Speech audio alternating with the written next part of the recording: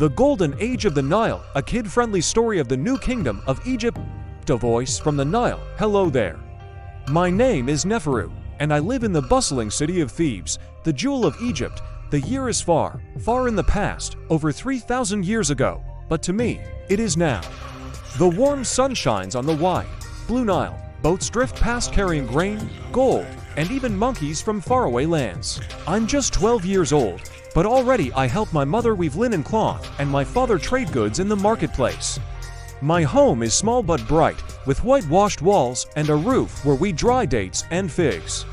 Every morning, I hear the temple priests chanting to the gods. Egypt is powerful, rich, and proud.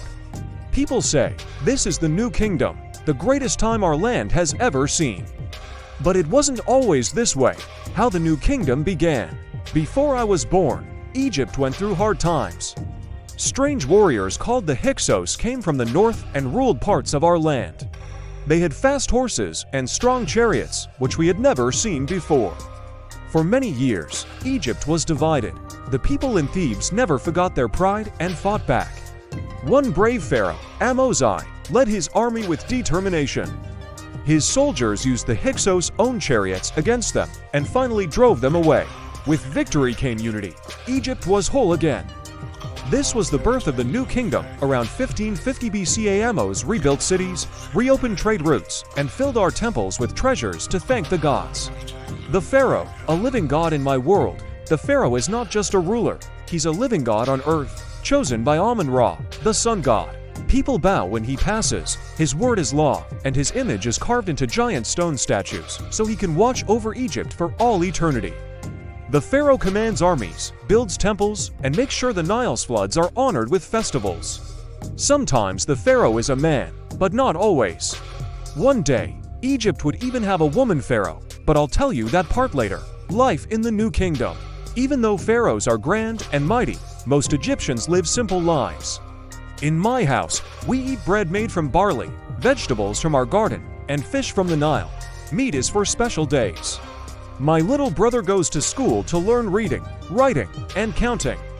Only boys from certain families can attend, but I've secretly learned to read hieroglyphs from my uncle, who is a scribe. Farmers work hard when the Nile floods, planting wheat and flax in the rich black soil. Craftsmen make beautiful jewelry, painted pottery, and strong tools from bronze. Traders bring exotic goods from faraway lands, ebony from Nubia, incense from Punt, and lapis lazuli from the mountains. Temples and monuments. If you walk through Thebes with me, you'd see wonders everywhere. Towering columns carved with stories, walls painted in bright blues, reds, and golds. The Temple of Karnak is so big that its halls feel like forests of stone. Priests burn incense as offerings to the gods. Far south, there is Abu Simbel, a temple so huge that for statues of Pharaoh Ramses sit guarding it like giants. These monuments are not just for beauty. They remind everyone of Egypt's power and the favor of the gods. Hatshepsut, the woman who ruled as pharaoh. One of my favorite stories is about Hatshepsut. She was supposed to rule only as a regent until her stepson Thutmose III grew up, but she became so respected that she took the full title of pharaoh herself. She even wore a false beard, just like male pharaohs. In official ceremonies, Hatshepsut was a peaceful ruler. She sent trading ships to the land of Punt, bringing back gold, myrrh trees, and exotic animals. She built magnificent temples, including her famous mortuary temple at Deir el-Bahari, a place of beauty carved into the cliffs. Thutmose III, the warrior king after Hatshepsut's time. Thutmose III became one of the greatest military leaders in Egyptian history. People called him the Napoleon of Egypt, though that man would not be born for thousands of years. He led over a dozen military campaigns, expanding Egypt's lands farther than ever before, into Syria, Canaan, and Nubia. Thutmose brought back treasures, captives, and ideas from other lands.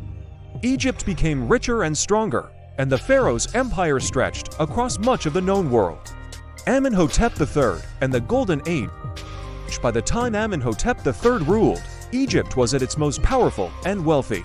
His reign was peaceful, filled with art, festivals, and building projects. He built the Grand Luxor Temple and huge statues known as the Colossi of Memnon, which still stand guard today. Trade flourished, foreign kings sent him gifts, gold, ivory, and even princesses to marry.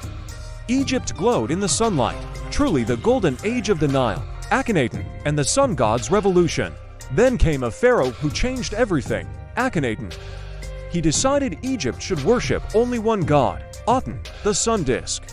He closed temples of the old gods and built a brand new capital city called Akhenaten. Some people loved the change, others were angry. Priests lost power, and traditional worship stopped. Akhenaten's queen, the beautiful Nefertiti, was often shown ruling beside him. But after Akhenaten's death, most of his changes were undone. Tutankhamun, the boy king, a young boy named Tutankhaten, became pharaoh after Akhenaten. He changed his name to Tutankhamun, restoring the worship of the old gods.